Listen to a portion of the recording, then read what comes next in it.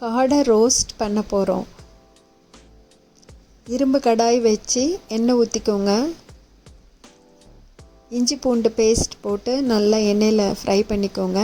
சின்ன வெங்காயத்தை பொடியாக நறுக்கி அதையும் போட்டு நல்லா எண்ணெயில் வதக்குங்க.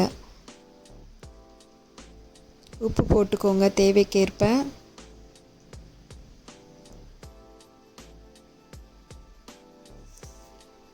தக்காளியை சுடுதண்ணியில் போட்டு அந்த ஸ்கின்னை பீல் பண்ணிவிட்டு அரைச்சி வச்சுக்கோங்க. அந்த பியூரியை போட்டு நல்லா வதக்குங்க.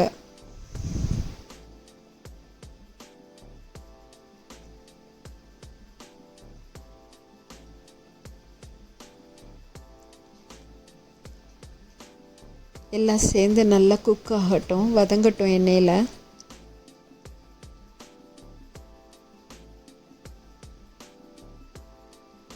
தேவைக்கேற்ப மிளகாய்த்தூள் போட்டுக்கோங்க. மிளகாய்த்தூள், தனியாத்தூள் போட்டுக்கோங்க. நான் கொஞ்சம் ட்ரை சுக்காவாக பண்ணுறதுனால நான் ரொம்ப தூள் சேர்க்கலை. காடை பீசஸ் அதில் போட்டுக்கோங்க. காடையை நான் வினிகர் மஞ்சத்தூள் போட்டு வாஷ் பண்ணி எடுத்திருக்கேன்.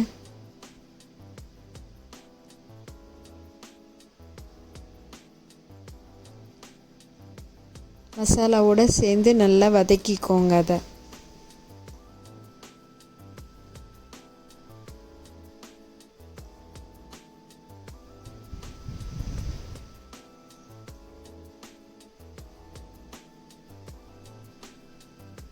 தேவையான அளவு தண்ணி விட்டு வேக வச்சுக்கோங்க.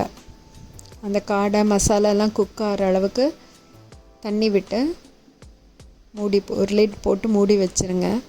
அப்பப்போ திறந்து கிளறி விடுங்க.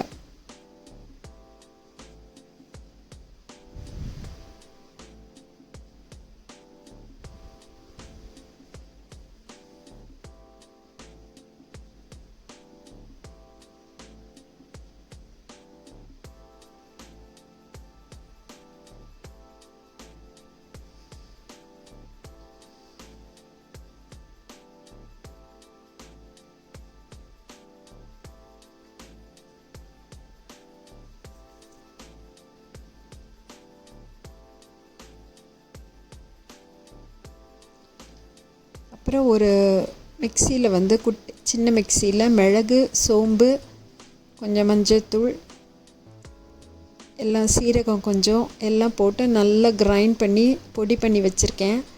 அதை அதில் தூவிக்கிட்டேன். கொஞ்சம் கரம் மசாலா போட்டிருக்கேன்.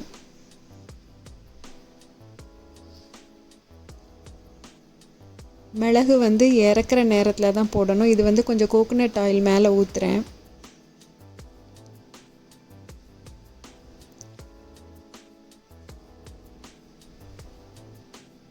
தீயை நல்லா சிம்மில் வச்சுட்டு கிளறி விட்டுட்டே இருந்தீங்கன்னா நல்லா ரோஸ்ட் மாதிரி வந்துடும்.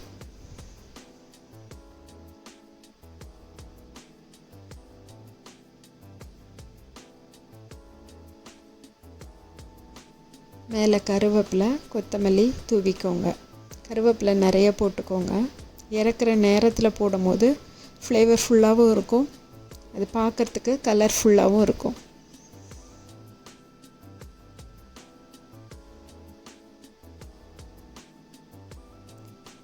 கண்டிப்பாக நீங்கள் செஞ்சு பார்த்து ட்ரை பண்ணிவிட்டு டேஸ்ட் எப்படி இருக்குன்னு எனக்கு கமெண்ட்டில் சொல்லுங்கள். கமெண்ட் பண்ணுற எல்லாருக்கும் ரொம்ப தேங்க்ஸ்.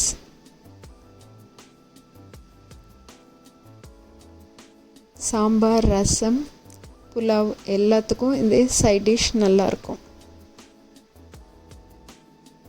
தேங்க்யூ.